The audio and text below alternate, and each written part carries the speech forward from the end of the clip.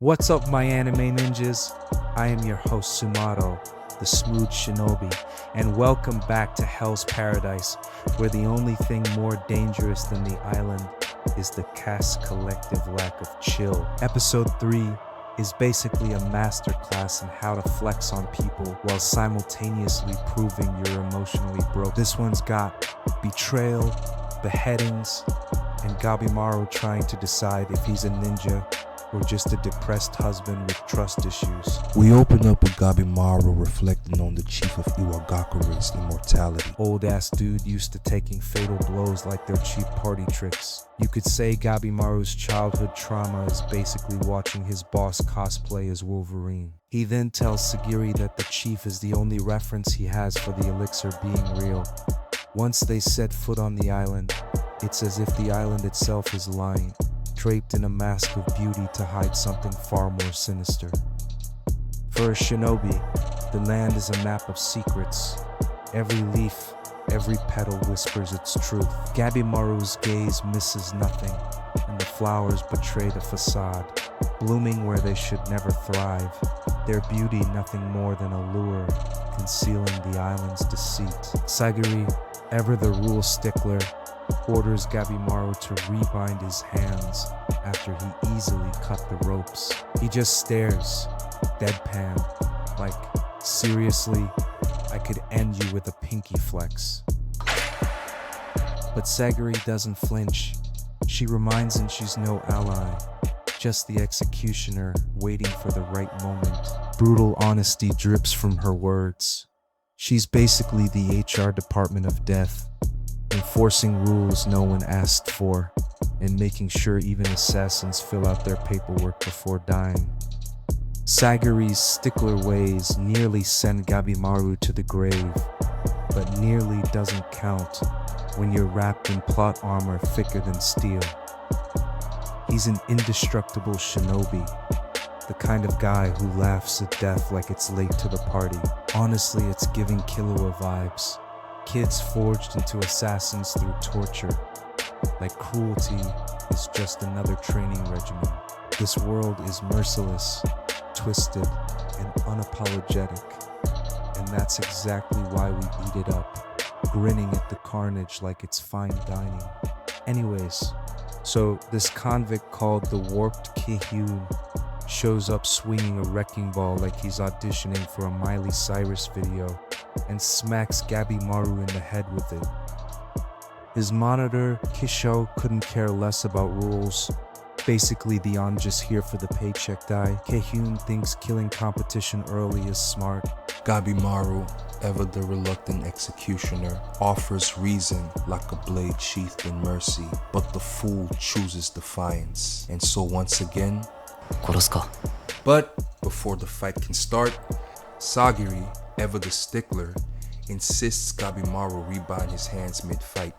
The other guy, free as a demon in heat, he gets to bash Gabimaru's head in while the poor guy has to bind his hands together. Thank God for the ninjutsu anime plot armor, yo. I'll let y'all enjoy this part real quick. 付き合えるか.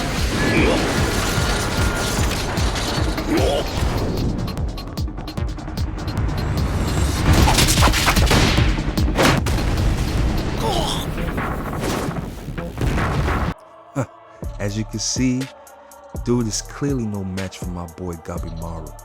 I don't even understand why dude started talking like he was about to get serious now.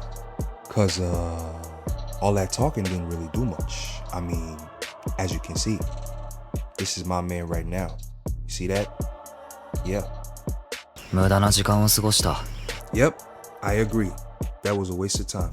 Kisho casually beheads Kihyun afterward, like he's clocking out early. Kisho reveals the mission is chaos. Criminals killing each other, monitors breaking rules, and oh yeah, this whole gig might decide the next head of the Asaman clan. Translation: it's not just a death game, it's a corporate promotion exam. He warns Sagiri and Gabimaru that things will get uglier.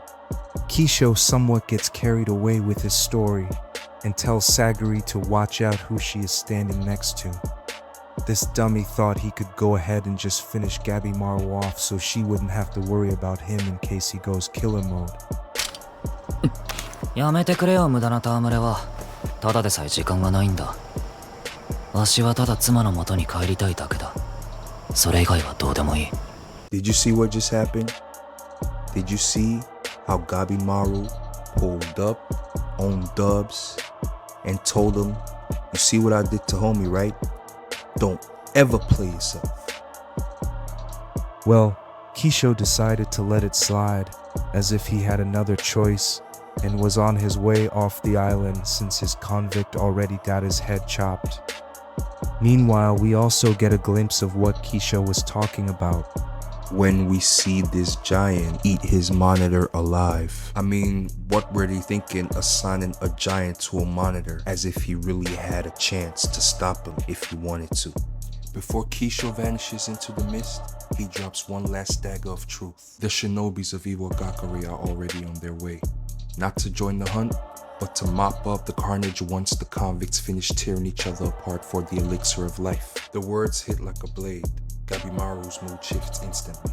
Now listen closely. Gabimaru isn't even his name. It's a mantle, a cursed crown passed only to the most savage shinobi. To claim it, you don't inherit, you kill your predecessor. And we've seen what this man can do. Imagine the slaughter when the Iwagakure cleanup crew arrives. The moment Kisho leaves, Gabimaru lunges at Sagiri because nothing screams teamwork like trying to murder your partner before breakfast. Sagiri blocks, bewildered, as Gabimaru explains he's doing her a favor, trying to kill her painlessly. Flashback to Gabimaru's Shinobi Parenting 101. Love equals weakness. So skip the hugs and traumatize your kid with Ninja Boot Camp at age 3. Though outmatched, Sagiri is able to hold her own a little bit against Gabimaru.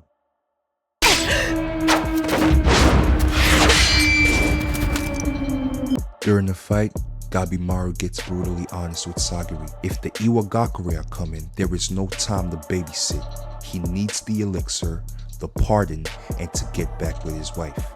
He can't have some stickler-ass executioner slow him down. It's not personal, it's just business. Cold, brutal, bloody business. And honestly, you can't blame him. Sagiri almost got him killed twice in the same fight. Yeah, she gotta go. As the fight continues, Gabimaru keeps getting flashbacks of his wife and what she taught him. This is the main reason why he hasn't given Sagiri her final blow yet and sent her off to go rest on the bosom of Abraham. Rushed and out of time, Gabimaru finally switches into demon mode, breaks Sagiri's sword, and towers over her to give her her final blow. Then her voice, that soft echo of his wife, slips into his mind, cutting through the rage. Gabimaru trembles, his killing edge blunted by love. He fears he's losing his savagery. Sagiri sees it. He's not just a monster, but a broken man clinging to love like it's his last hope dangling over hell. Gabimaru fears that he may never see his wife again if he shows weakness. She tells him he's not weak, that she understands. Her job weighs the same way. Gabimaru falters, spares her life, and the tension hangs heavy. Brutal honesty, his wife is the only tether keeping him from going full cycle.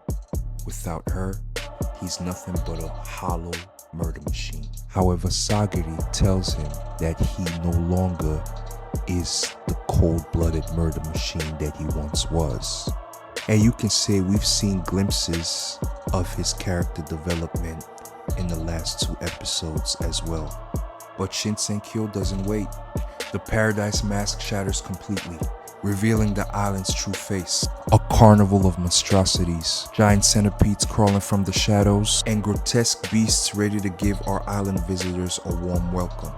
Not to mention we got Miyamoto Musashi over here cutting his hands off after being stung by a butterfly with a human face. Nasty work. Sagiri shook his head as always, and the episode ends with Gabimaru getting ready to square up with an oversized sushi monster. So that wraps up episode 3. A reminder that in Hell's Paradise, rules are optional, cannibalism is casual, and Gabimaru's marriage is the only thing keeping him from being a full-time serial killer. So hit the subscribe button and hit the like button, and leave a comment on any of your favorite Hell's Paradise moments from this episode.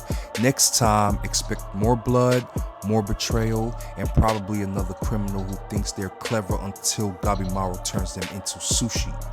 Stay tuned. Paradise has never looked this cursed. Thank you so much for watching, and I'll see y'all on the next one.